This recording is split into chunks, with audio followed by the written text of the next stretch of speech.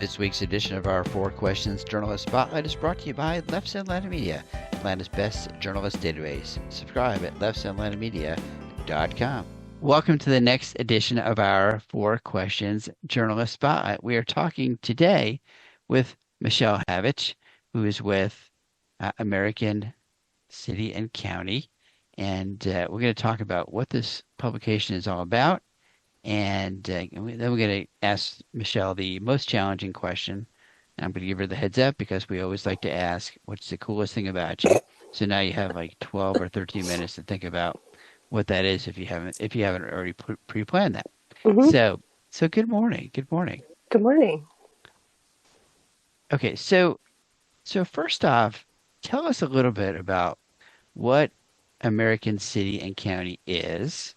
And I know this magazine's this publication, and I'm going to get ahead of myself, but I know this publication's been around for over 100 years. Is that right? Correct. Mm-hmm. Yes. Okay. All right. So it's like so talk 100 to us. I want to say 109 years. Yeah, which is amazing for any kind of publication, right? Yes. So Yes. tell us a little about what American City and County is all about. American City and County, as the name suggests, focuses on American cities and counties all across the country. And it's about the government, but not politics. So it's basically, I tell people it's like how the sausage is made, what they do behind the scenes. I mean, our readers are everybody from city managers and mayors to the procurement people and the back of the room staff. And we address things that cities and counties are interested in: infrastructure, procurement. Cybersecurity is a big thing now, and infrastructure. Did I say infrastructure? Yes.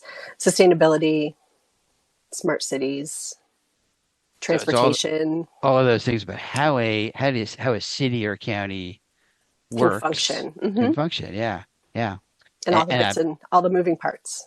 yeah, and obviously your readers are those people who run cities Mm-hmm. or counties or work with cities and counties Mm-hmm. on Municipalities. whatever. Mm-hmm. Yeah, Yes. yeah. Uh, and you're based in Atlanta, but your audience is national in scope. Mm-hmm. Is that correct to say? Yes. Mm-hmm. Okay. I'm based in Okay. Atlanta. My other editor is in Chicago. Okay. See, that's the Mm-hmm. beauty of the world right now is, and We're there. all remote. Yes. So is Georgia, do we have the most cities, the most counties of any state in the country? I think we might.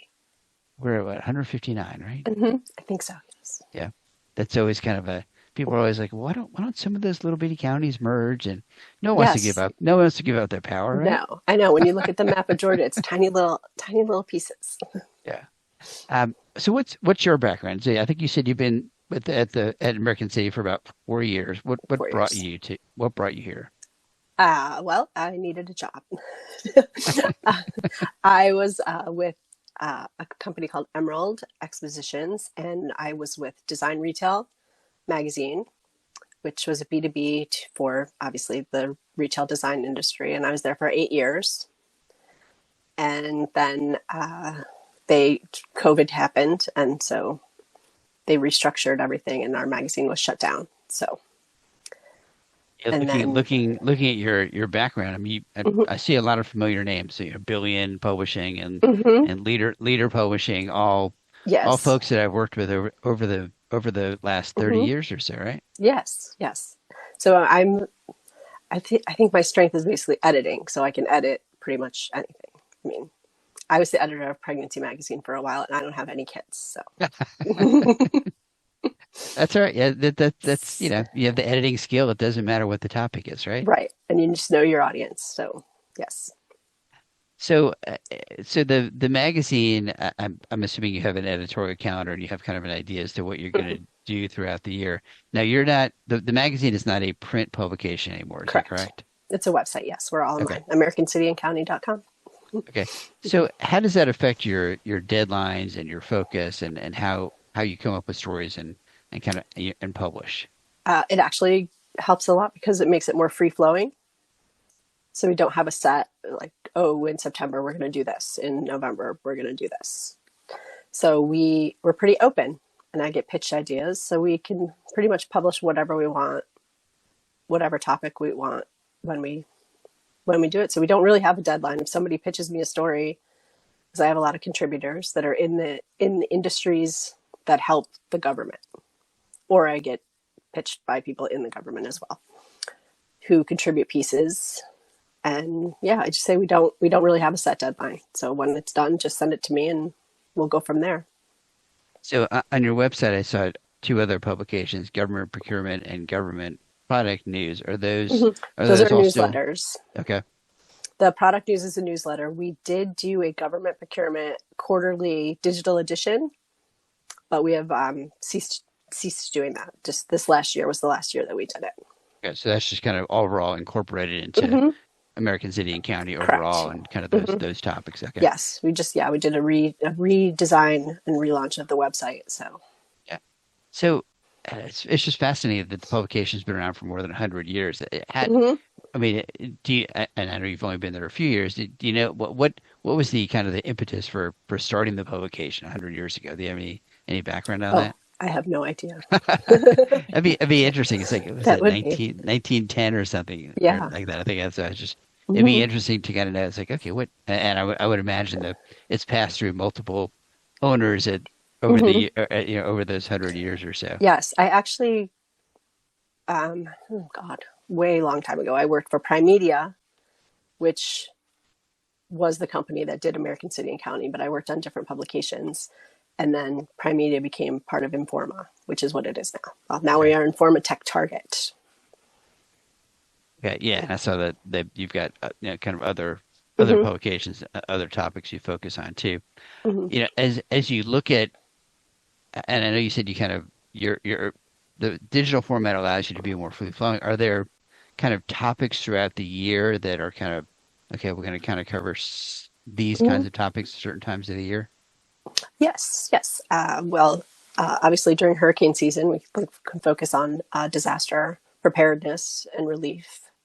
We did a webinar about that last year. And throughout the year, we also do our Crown Communities Awards stories, which are, we award, people submit their projects for their cities and counties that they've done that helped the community. And we pick them and then we write about them throughout the year. But yes. I'll take a look. I think I saw that on the website. So usually what I can do is I can link to. We're in the process of deciding who's going to win 2024. So we have to announce that. Very good. Are there, kind of looking ahead to 2025, are there issues or topics that you think are going to be kind of new issues or really important issues for the year?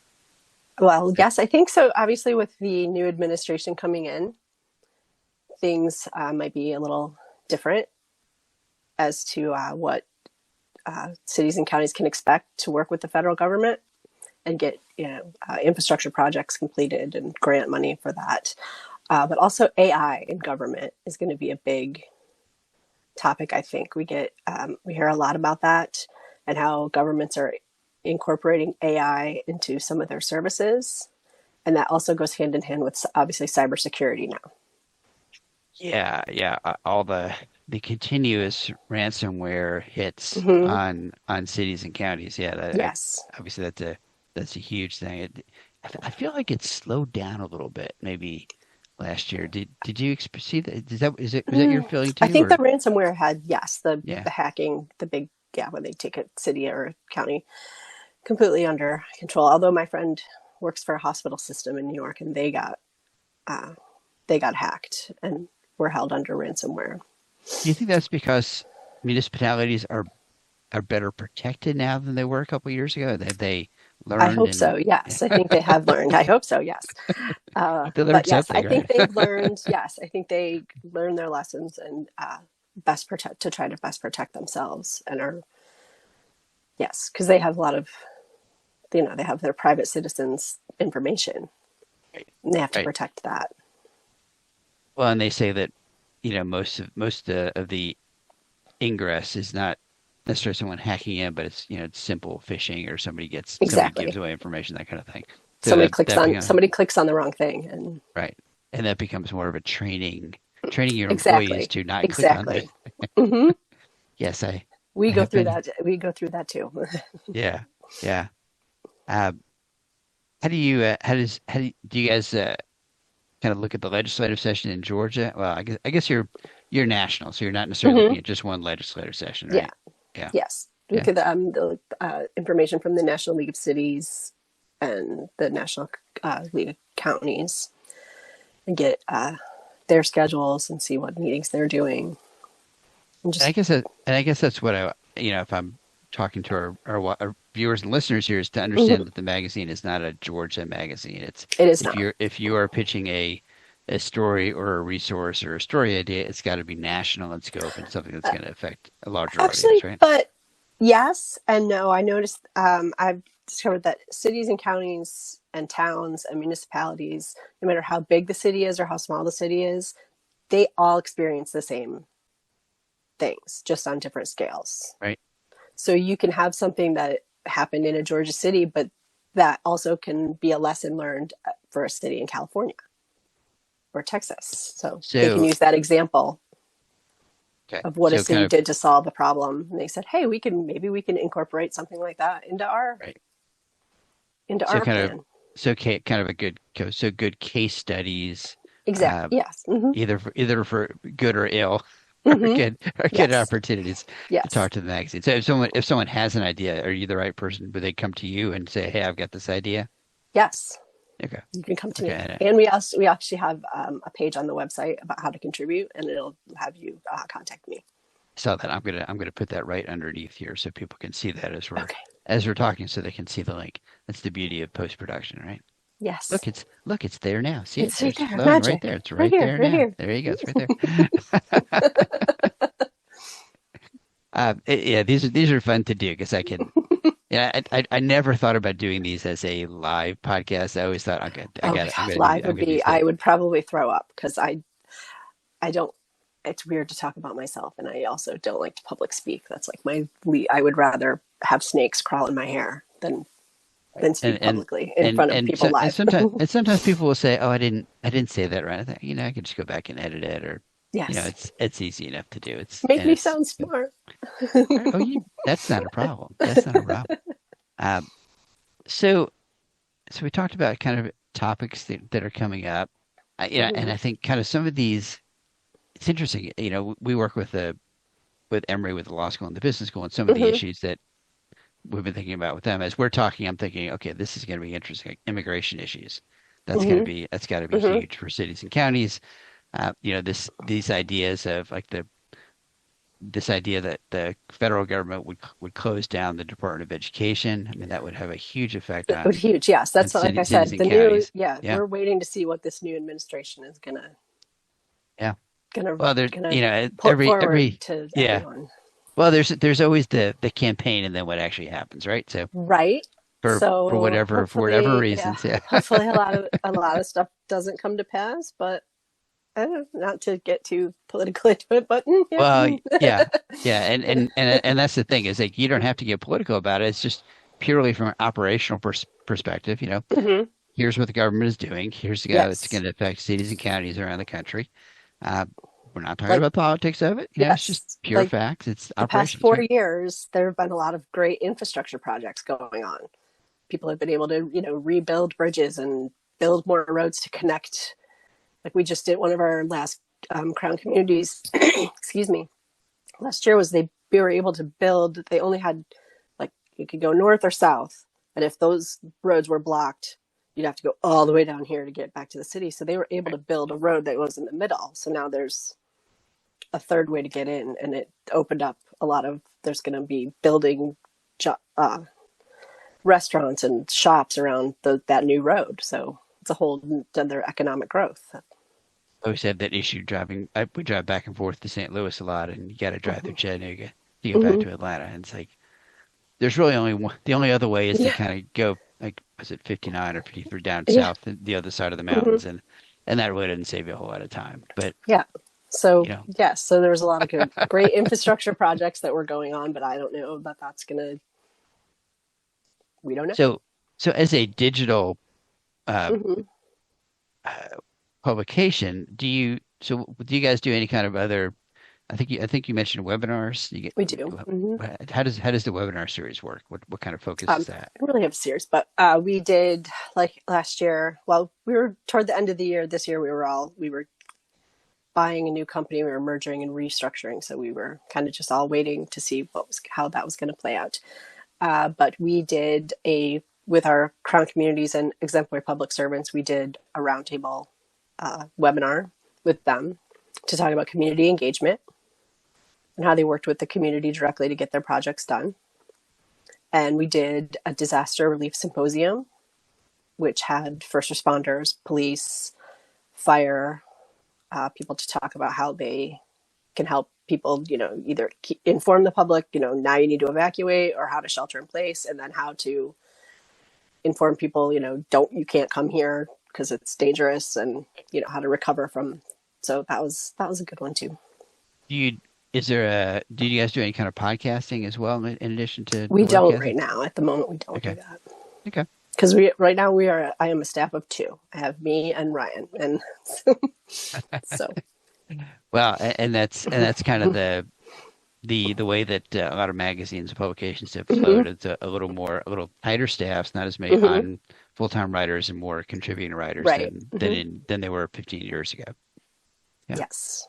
But So that's good. So I don't have a lot well, we write all the Crown communities and exemplary public servants, and I do other feature writing. We do a lot more features. We're not like a news site because we're a magazine, so we do a lot more longer stories and features. So I can write a few of those, but mostly it's contributed pieces from industry. I say industry like government is an industry, but I guess it kind of is. It's its own. It's its own. It's its own thing, right? It is.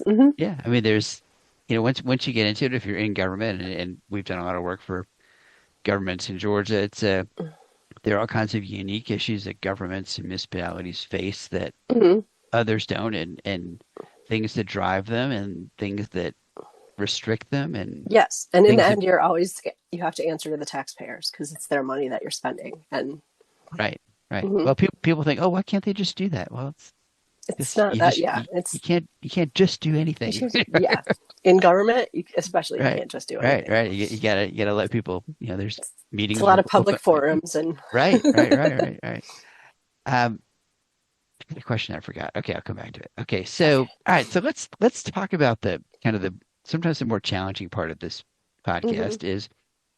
What is the coolest thing about Michelle that people don't know about? And I say coolest thing, and it could be sometimes it's like something you collect, or a hobby, or a certain talent. Last week I was talking to our independent writer, and she said she has a collection of rubber duckies, and I thought, well, that's kind of that's kind of cool. That's kind of funny, cool. Yeah. Okay. That was yeah. All right, so I'm gonna throw that at you. So what's the coolest thing about Michelle? I know. I even asked my sister about this. Like, what's interesting about me? And she was, as siblings are, not very helpful or informative about that. Let's see. I'm a very good cook. Do you have a genre or certain kind of food that you I like to to try different things. Actually, I guess you could say I collect Le Creuset cookware, because I have about 25 pieces of it. Okay. And I actually wish I went to culinary school. Never too late, right? It's too late. Never too late, but I don't know if I have the time to do that. And then I don't know if I would want to be a chef in a restaurant, because then you'd have to work on the weekends, and I don't really Well, either. I always tell kids, I do a lot of scout camping cooking, and I always tell the kids, like, oh, it'd be cool to be a chef. I was like, you're working every morning, you're working late at night, you're working on holidays and weekends. I mean, it's great. It's great if you love doing that, but just know going into it that this is your life, right? Yes. And what do I collect? Oh my God. Aside from Le Creuset cookware, I guess I hoard books, actual books, real books. Like, I don't have a Kindle or anything. I read actual real books. That's probably about it. I have some of both. I have a bookshelf of books that I have and have not read yet. I have 2 bookshelves of books. Yes, I'm starting to collect vinyl again. Like all the stuff I used to have in cassettes. I know. I got rid of all my vinyl, and then I went to CDs, and then I got rid of CDs. all my CDs, Yep. and now I'm just like streaming stuff. But then sometimes you can't. It's like stuff goes away on streaming. I was like, where's that song? And Yeah. I still have a bunch of stuff that I saved on like iTunes from years ago. So I I can. still have my iPod because it won't sync up with my iTunes in the computer now. So I have songs on my iPod that I can't get because Apple won't Oh, let you transfer your music over. So now I'm trying to find it on iTunes, these certain songs. but it is a good reminder that the only thing that you really have are the things that you physically have, right? Hmm. You know, movies, music, Hmm. books. If your Kindle goes away, those thousands of dollars of books that Yes. you spent money on, that's all gone. Yeah.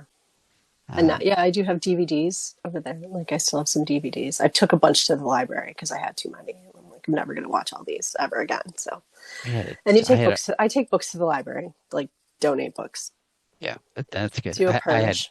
I had a whole shelf of VHS tapes at one point, and Oh my God. like I did I have a had couple of those too, like the Disney ones or yeah. yeah. Well, my kids were little, 20, But 25 they're years too ago. Yeah. big. They take up too much space. Now I have the DVD, which is smaller. And Right. And now none of the players include, you can't find a VHS player anymore. I think I still have one. I have a DVD VHS player. It'll I think probably die. It'll probably die soon, but I do I still I, have ha- it. I have one. I never use it, but I've got it just in case I ever need Just in it. case. Just one day I'm gonna Yeah. need it. I'm like, I've got one of those. Yeah, I can just we were helping our mom clean out her house because she's gonna move, and we just found all these VCR tapes that we had taped movies off TV. yeah, Like the right. North and South miniseries is on VHS tapes at my mom's. Like we don't need this. Although the commercials are probably fantastic. You just well, you can we have dubbed over things that Hmm. to thumb drives off VHS tapes and different size video. Hmm. So it is kind of fun, but you could just dub off the commercials. That might be more fun Hmm. than the program. Yes, like the All right, '80s so commercials. Fantastic. yes. All right, so we're gonna jump to lightning round. So these don't have to be Okay. long answers. Okay. So these are just short answers. So since I know you're a book reader, so A what's the book last reader. book you've read? I just finished The Wedding People last night. Yeah, who's the author of that one? Um, Alice Espach. Let me hold on. I can Uh, look it up on my Oh, that's it. I'll look it up. That's fine. Goodreads. I can look it up on All my right. Goodreads. All right. Yes, What's and then your I have to get the new book for my book club. all right, favorite local restaurant? Oh, I have so many. We love Nova Cocina here in Dunwoody, the Oh, that is Italian good. restaurant. I've It's been there. Yeah. Is delicious. that It's in so Dunwoody good. Village there? Yeah. Dunwoody Yeah. Village. Hmm. I'll That say is one. that. Okay. And the NFA burger. That's right down here too. Oh, I've heard that's really good. I haven't tried that one yet. Oh my Okay. God, it's so good. You have to try it. Favorite guilty pleasure? I thought about this too. God, guilty pleasure. Xanadu. The movie Xanadu. Xanadu. The movie Xanadu. Okay. We Oh, just that's watched it good. again. New Year's Eve, we just watched it again. I love it. All I right. love the Favorite. soundtrack. That's we tend to watch like the Mummy movies because it's just kind of fun. Hmm. I interviewed Olivia Newton-John, and I tried to be a professional journalist and did not tell her how much I loved Xanadu, and I regret that to this day. That's awesome. Um, favorite local getaway? Local getaway. We didn't And really get away, it can but be Georgia. It doesn't have to be it doesn't mhm. have to be Dunwoody necessarily. Is there Okay, a park or Georgia. somewhere you like to go or Well, we have Brook Run Park right across the street, okay? so we like Yeah, walking through there. It's nice. they've done great with that. I saw Hmm. drove by recently and I saw that big huge light thing going Hmm. on. Yes. All right, favorite non-work hobby. More coffee. Cooking, probably. Okay. Hmm. All right, cool. All right, well that and strangely enough, that's our Oh, time. okay. I told you it was going to go by quick, right? It did, yes. People always like, oh, it's going to take forever to fill up 25 minutes, but No, it goes we by have a good fast. we have a good conversation. Um, we've been talking with Michelle Havich with American City and County. Thank you, Michelle, for taking the time today.